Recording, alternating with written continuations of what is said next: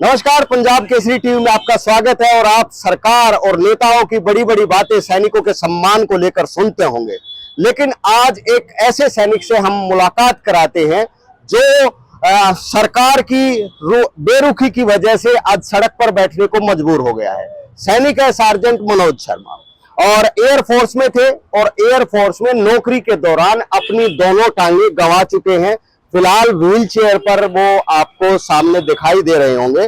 वैसे रहने वाले गुड़गांव के हैं, लेकिन इनकी समस्या इतनी है कि 2012 से ये अपनी एक लड़ाई लड़ रहे हैं। सरकारें बदल गई, कांग्रेस की भी सरकार रही, बीजेपी की भी सरकार अभी फिलहाल है, और इससे पीछे भी बीजेपी की सरकार थी, लेकिन इनकी समस्या का समाधान नहीं हुआ। बात करते हैं सार्जेंट मनोज कुमार से।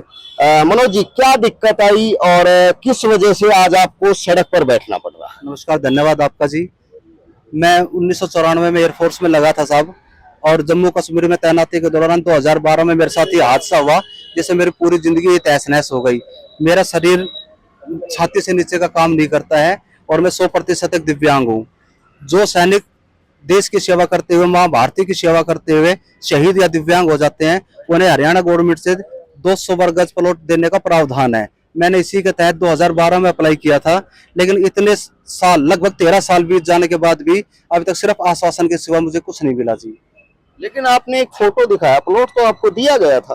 प्लॉट दिया गया था जी। जब पीएमओ से आया, सचिव को, अपने चीफ सेक्रेटरी ने डीसी को लिखा, तो आनन फानन में उन्होंने मेरे को एक विवादित प्लॉट अलॉट कर दिया। उस पे ऑलरेडी गांव के 2 पार्टियों का केस हाई कोर्ट में चल रहा था जी, तो वो प्लॉट विवादित था। मेरे साथ फोटो खिंचा दिया। मैंने उनसे कहा, वीडियो थे जगराम मान जी, कि साहब मेरी रजिस्ट्री करा दो, इसकी मेरे को कुछ लिखित में दे दो, मैं ऐसी हालत में हूँ, मैं किससे लड़ाई झगड़ा करूंगा। तो बोला कि ऐसा करें, अभी 1 अगस्त 2020 की बात है, तो वो बोले कि 15 अगस्त या 20 अगस्त के बाद रजिस्ट्रियां खुल जाएगी कोरोना काल के बाद, तब आपकी डायरेक्ट रजिस्ट्री करा देंगे, आप इसमें अपना काम शुरू करो। अगले दिन मैंने मजदूर बुला के काम शुरू कर दिया, क्योंकि मेरे पास छत नहीं है जी बच्चों के साथ में।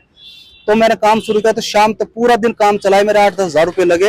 लेकिन शाम को एक गांव का ही बंदा आया और वो बोला कि ये प्लॉट तो मेरा है। मैंने कहा तेरा कैसे? हमें तो पंचायत ने दे दिया। मैंने सरपंच को भी बुला लिया, तो सरपंच ने बोला कि भाई अभी आ गया तो इसका है, तो हम इसमें क्या कर सकते हैं, और उसने पुलिस बुला ली। तो इससे एक मतलब दिव्यांग सैनिक की भावनाओं के साथ खिलवाड़ हुआ इससे, और मेरी भावनाएं आहत हुई इससे जी।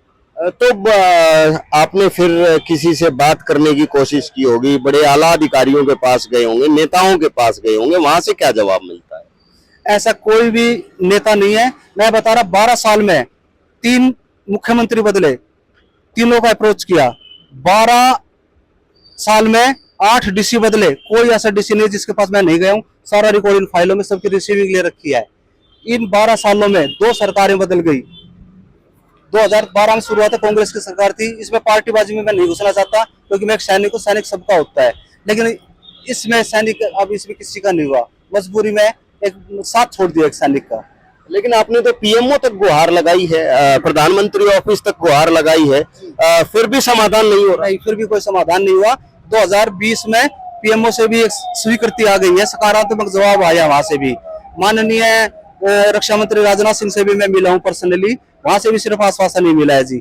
जिस भी दुष्यंत चौटाला जी के पास गुड़गांव में आए थे, ये सेक्टर 10 में इनका ऋषिराज जी के साथ में इनका वो था, इनका ऑफिस का उद्घाटन था, तो उसमें भी वो आए थे, वहां भी मैंने एप्लीकेशन दी थी, लेकिन बट किसी ने सुनवाई नहीं करी। ये सुनने में आया है कि नगर निगम मानेसर भी आपके खिलाफ उसमें चला गया है कोर्ट में, जो आपके प्लॉट जो आप चाह रहे हो उसको लेकर के। जैसा कि मैंने बताया कि जो हमारे स्टेट कमिश्नर है पीडब्ल्यूडी के, राजकुमार मक्कड़ जी की अदालत ने मेरे पक्ष में फैसला सुना दिया था, और उनको 3 महीने का टाइम दिया था कि 3 महीने में इसको प्लॉट दो और इस पर कब्जा करा के इसकी रजिस्ट्री के डॉक्यूमेंट हमारे कोर्ट में सबमिट करो। उसको उन्होंने हाई कोर्ट में जाके अर्जी लगा दी कि हमारे पास ऐसा कोई प्रावधान नहीं है कि हम मतलब किसी को ऐसे फ्री में प्लॉट दे सकें। मैंने जो उनके कमिश्नर थे नगर निगम मानेसर के, उनको अप्रोच किया कि मैंने कहा सर ये अभी नगर निगम नया नया बना है, इसमें ऐसा नहीं होगा। तो जब संविधान में 146 बार संशोधन हो सकता है, तो ये तो छोटी सी बात है। एक संशोधन विधानसभा से पारित होकर नगर निगम के 30 गांवों में, अहिरवाल में, दक्षिण हरियाणा में हर गांव में एक सैनिक होगा। तो आगे किसी के भगवान नगर किसी की विधवा के साथ कोई सैनिक मेरे जैसी हालत में आए, तो फिर उनको कोई सेवाएं नहीं मिलेगी, कोई सरकार के बेनिफिट्स नहीं मिलेंगे, कोई सरकार से कोई लाभ नहीं मिलेगा। क्यों? अगर नगर निगम ने बोल दिया कि हमारे पास ऐसा कोई प्रावधान नहीं है। तो फिर गुड़गांव के आप रहने वाले, रोहतक में क्या करने आए, यहाँ कैसे मिल जाएगा? रोहतक में जी आने का मेरा मुख्य कारण ये था कि वहां मेरी किसी ने नहीं सुनी, तब मुझे सोशल मीडिया के साथ के बारे में उसके थ्रू पता चला कि नवीन जैन भाई जी बहुत अच्छा काम कर रहे हैं डॉक्टर साहब, क्योंकि इन्होंने बहुत ऐसे काम कराए हैं। 1,20,000 कर्मचारियों का मुद्दा हो, पैरावर की जमीन हो, जब भगवान परशुराम को दिलवा सकते हैं तो मैंने इसी उम्मीद के साथ आया, एक उम्मीद लेके, एक आशा की किरण लेके कि ये मेरा साथ देंगे, क्योंकि एक सैनिक सबका होता है, इसमें कोई रोहतक या गुड़गांव ऐसा नहीं होता साहब। एक मानवीय आधार पर ही मेरी मदद करेंगे, इसलिए इनके पास मैं आया हूँ। नवीन, गुड़गांव से और यहाँ पहुंचे हैं एक आस उम्मीद लेकर के, क्या लगता है, क्योंकि ये तो हर जगह चक्कर काट चुके हैं। 13 साल एक आदमी सरपंच से लेकर प्रधानमंत्री तक धक्के खा रहा है, और ये फौजी है, और फौजी जो कि जम्मू कश्मीर में वहां पे घायल हुआ, ये दिव्यांग हो गया। तो आप सोच के देख ले कि आज के दिन तो आदमी कितना कमजोर, वैसे कमजोर है, वैसे धक्के नहीं खा सकता। 13 साल हो गए इसने धक्के खाते हुए। इसके साथ मजाक चल रहा है। मुख्यमंत्री नायब सिंह सैनी साहब ये कह रहे हैं 90 दिन में 1.5 लाख आदमी समाधान कर दिया। तो भाई ये किनका भी करते हो मुख्यमंत्री साहब, मेरे पास तो और तो कुछ है नहीं, तो मैं तो इनको उठा के नूका नू और मुख्यमंत्री के घर लेके जाऊंगा, और तो मेरे पास फिर कुछ है नहीं। 10 दिन 20 दिन महीने का टाइम ले ले इसका, या तो समाधान कर दे, और नहीं तो और तो क्या है भाई, झूठी बात को ना चलाना दे यार। एक आदमी मतलब गजब है, थोड़ी मानवता दिखा लो, थोड़ा इंसानियत दिखा लो। राव इंद्रजीत दोरयो चला गया, मंत्री जी हैं, अरविंद शर्मा जी दोरयो चला जाएगा, मंत्री जी हैं, विपक्ष वाला दोरयो चला गया, खट्टर साहब दोरयो चला गया, राजनाथ सिंह दोरयो चला गया, प्रधानमंत्री कार्यालय दौरा, और की देवी यमराज दौर जाए, किस दौरे जाओ अगर कित जाओ भाई आदमी। तो मेरे ख्याल में ये तो ठीक नहीं। अरे ऐसे अकेले की बात नहीं है, तो चलो भाई महाराज ने आइडेंटिफाई करके एड्रेस देख लिया हुआ, कोई बात नहीं। कितने लोग हैं, जब मुख्यमंत्री साहब ये कह रहे हैं 1.5 लाख लोग आए हैं मेरे पास, 1 मिनट भी दी होगी तो 1.5 लाख मिनट, और अगर 90 दिन की मिनट भी जोड़ेगा तो 1.5 लाख ना बढ़ती, और तो कोई काम नहीं है फिर। तो एक मुख्यमंत्री साहब से बार बार पहले भी ये बात कह रहे हैं कि आप अपने जो अधिकारी हैं, डीसी हैं, एसपी हैं, एसडीएम हैं, जो अथॉरिटीज हैं, उनको पावर दो और उनसे एक ये जिम्मेदार बनाओ कि हाँ काम कर सकें। और भाई नहीं तो मैं तो मुख्यमंत्री साहब तक कह दिए यह बात, बिल्कुल नहीं, मुख्यमंत्री के घर ले जाऊंगा, उड़े भी ना हो जाते फिर भाई देखी जाएगी। एंटाइटल है ये भाई, और ना होगा तो मेरे ख्याल में मन तो ये तो फिर मेरे ख्याल में हुए कम गठायांड है, ये तो 100% हैंडीकैप्ट फौजी है। हमने तो सारे अपने हिसाब से तो जो चीज देख ली। जब ट्रिब्यूनल है जो उसने दे दिया ऑर्डर, तो उसको हाईकोर्ट में चैलेंज करा है कि तुच्छी हरकत यार, ये निगम है कि भिखारी निगम है, क्या है यो? मतलब एक जो पॉलिसी के तहत को भीख थोड़ी मांगे है, अगर भाई भीख मांग रहा हो, अपना हक है। 13 साल तो आदमी धक्के खाओ यार, 13 साल में तो आदमी दिमाग माथा पाट जा, वो मर जाओ आदमी। लेकिन हम तो भाई न मजबूत रहिए, आप एक सैनिक हो, और ये सड़ा हुआ सिस्टम है, ये घटिया सिस्टम है, और इस सिस्टम में लड़ना ही पड़ता है, और कोई चारा नहीं। मतलब अब मुख्यमंत्री के दरबार तक जाना पड़ा, जाना ही होना पड़ा है। क्यों?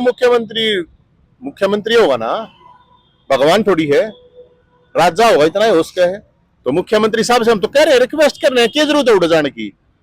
मुख्यमंत्री तक आपकी भी वीडियो चली जाएगी, आप भिजवा दियो, आपकी बतेरी जानकारी होगी मुख्यमंत्री के लिए, भिजवा दियो। आपसे भी पूछना चाहूंगा, क्या पॉलिसी है जिसके तहत आप लोगों को ये दिया जाना चाहिए? पॉलिसी है Punjab village common land rule 1964 para 13 सब पैरा 2। इसमें दिव्यांग सैनिकों, शहीद या दिव्यांग, उनको 200 वर्ग गज प्लाट देने का प्रावधान है। लेकिन अब 2020 में अब हमारा गांव चला गया नगर निगम में, नगर निगम मानेसर में। अब वो कहते हैं कि नगर निगम मानेसर में ऐसा कोई प्रावधान नहीं है। ठीक है, 2020 में नहीं है, 2012 से 2020 तो 8 साल तो थे, तब क्यों नहीं मेरे को प्लाट दिया गया? मेरा बस ये कहना है जी। तो इतनी लंबी इतनी चौड़ी फाइल बन गई ये 13 साल। 4 पेज की एप्लीकेशन थी, केस टेकअप मेरे एयरफोर्स ने किया था, मैंने भी नहीं किया था, एयरफोर्स ने केस टेकअप किया था। की भी ना मान रही, एयरफोर्स ने किया था जी केस टेकअप, सारे डॉक्यूमेंट्स है सारे। 4 पेज की एप्लीकेशन थी और 400 पेज की एप्लीकेशन होगी, फाइल बन गई जी। तो ये एक सैनिक का दुख है। 4 पेज की एक एप्लीकेशन से इन्होंने शुरुआत की थी, इनके विभाग ने इनकी पैरवी की, सरकार को पत्र लिखे, और वो पत्र बेवजह नहीं, जो सरकार की पॉलिसी के तहत इनका हक बनता था, उस हक के तहत ही वो पत्र लिखे गए थे। लेकिन उन पत्रों का जवाब लेते देते फाइल 400 पेज की हो चुकी है, लेकिन अभी तक इंसाफ नहीं मिला। 13 साल की लड़ाई हो चुकी है। आज रोहतक पहुंचे हैं, नवीन जैन ने आश्वासन दिया है कि अगर सरकार अब भी नहीं मानती तो मुख्यमंत्री के घर पर जाकर इस सैनिक को न्याय दिलवाएंगे और मुख्यमंत्री भी ऐसे सैनिकों का सम्मान करें, क्योंकि इन्होंने देश के लिए ही अपने पैरों को गंवाया है और ड्यूटी के दौरान ही जो हादसा हुआ था उसी में ये दिव्यांग हुए हैं। 100% दिव्यांग है, जो इनका हक बनता है वो हक इन्हें दिया जाना चाहिए। रोहतक से मैं दीपक भारद्वाज, पंजाब केसरी टीवी। हमसे जुड़े रहने के लिए हमारे YouTube चैनल को सब्सक्राइब करें और नई वीडियो की नोटिफिकेशन के लिए बेल आइकॉन को दबाएं। अगर आप ये वीडियो Facebook पर देख रहे हैं तो लाइक जरूर करें और ज्यादा से ज्यादा शेयर करें। धन्यवाद।